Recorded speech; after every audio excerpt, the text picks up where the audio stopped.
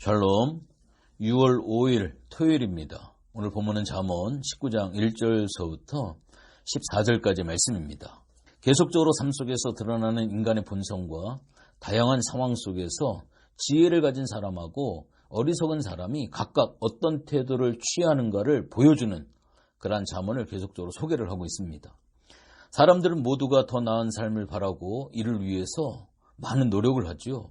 하지만 무엇이 더 나은 삶인가에 대한 인식이 바로 되어 있지 못하면 아무리 노력을 해도 도리어 그 노력은 정반대의 결과를 초래하게 되어집니다.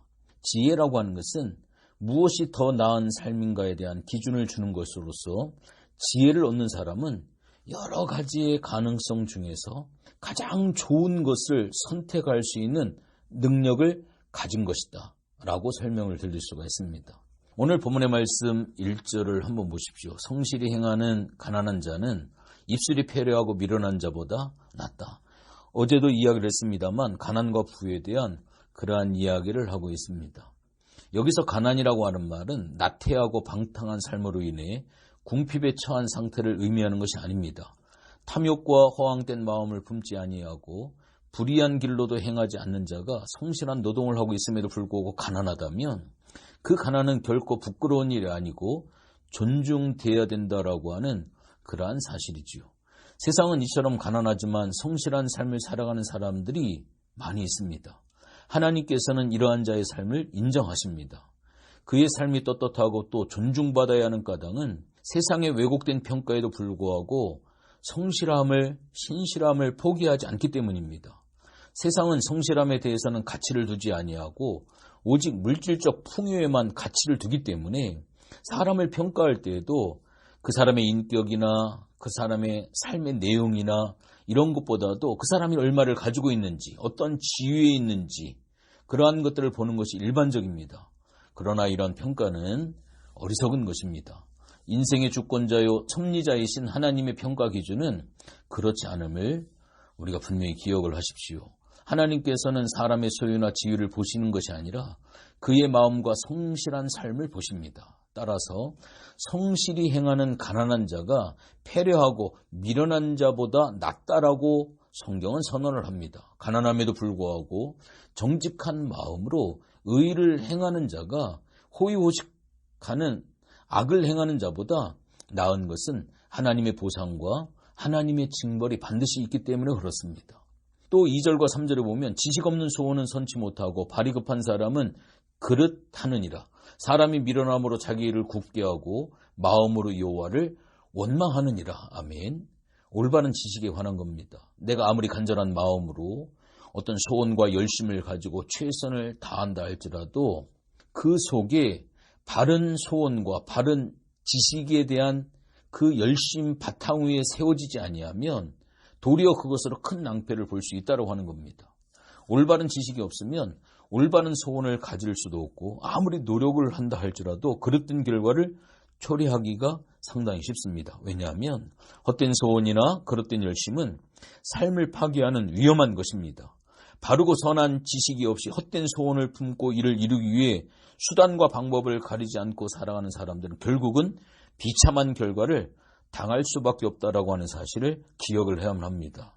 그러나 반대로 지혜에 따른 삶의 태도를 가지고 있는 사람들은 그가 가진 생각과 인격에 따라 결정이 되어집니다. 같은 상황일지라도 사람들마다 각기 다양한 반응과 태도를 취하는 것은 각자가 가진 생각이나 인격이 다르기 때문에 그렇지요.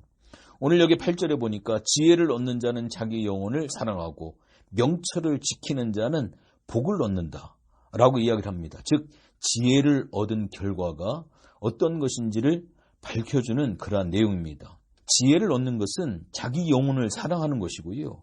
그에 따라 사는 것은 복을 누리는 것이다 라고 이야기를 합니다. 여러분들 지혜는 삶의 수단이 아니라 지혜는 목적임을 기억을 하십시오. 지혜를 얻는 사람은 하나님께서 부여해 주신 인생의 의미와 목적을 바로 이해하고 있기 때문에 삶을 파괴하는 것으로부터 자신을 지키고 온전한 성취를 이루게 되는 것입니다.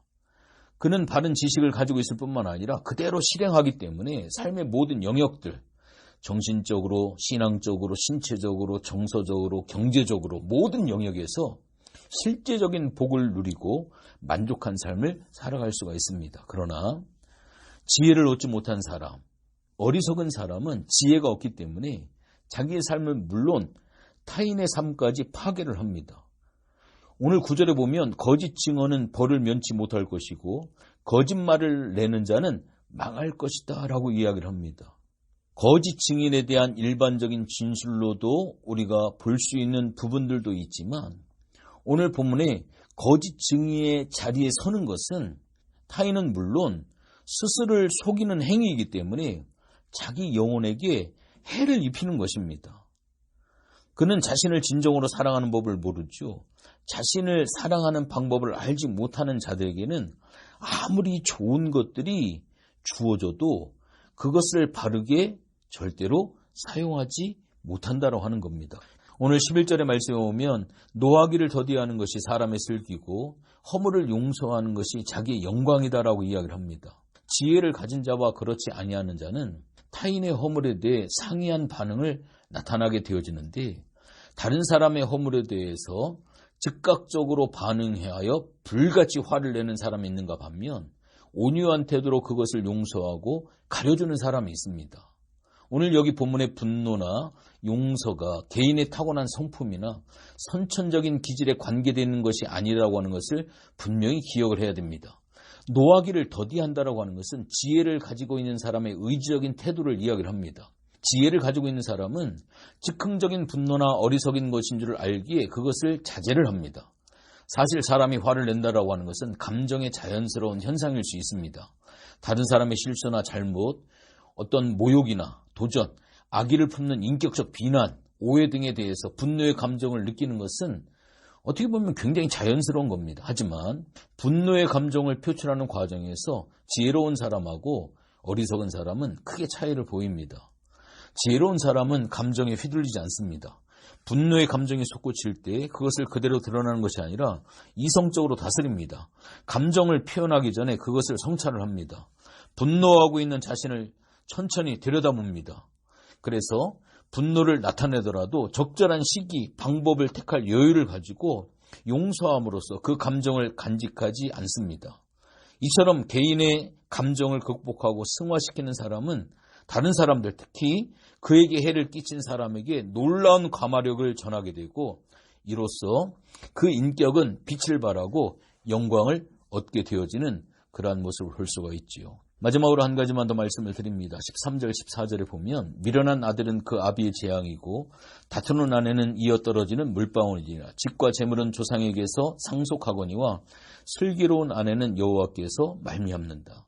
지혜로운 사람이 가정을 복되게 한다라고 하는 그러한 이야기를 하고 있습니다.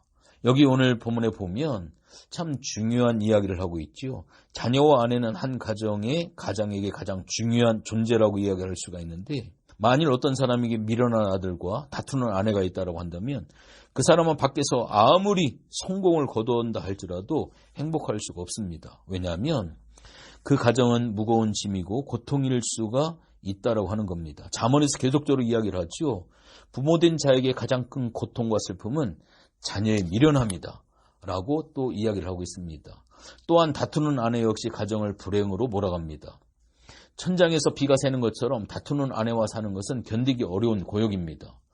오늘 여기에서 미련한 아들과 다투는 아내로 인한 고통과는 대조적으로 지혜로운 자녀와 슬기로운 품성을 지닌 아내를 둔 자들의 복은 비할 데가 없습니다. 이러한 복은 어떻게 보면 사실상 하나님의 은혜라고 이야기를 할 수가 있죠. 삶에는 노력해서 얻지 못하는 것, 은혜로 주어지는 것들이 있는데 이는 사람이 자신의 한계를 깨닫고 하나님의 은혜를 구해야 할 것을 가르쳐 줍니다. 은혜로 얻는 것이 노력으로 얻는 것과 비교될 수 없는 이유는 그 근본이 하나님께로 말미암기 때문입니다. 특별히 슬기로운 아내를 얻는 것은 하나님의 은혜에 속한다라고 저는 생각합니다. 사람들은 조상으로부터 물려받은 집이나 재산을 더 큰 것으로 여기는 경향이 있지만 이로 인한 유익은 하나님의 은혜로 주어진 슬기로운 아내와 감히 비교할 수가 없습니다. 슬기로운 아내는 일평생 복이 되고 변치가 않습니다.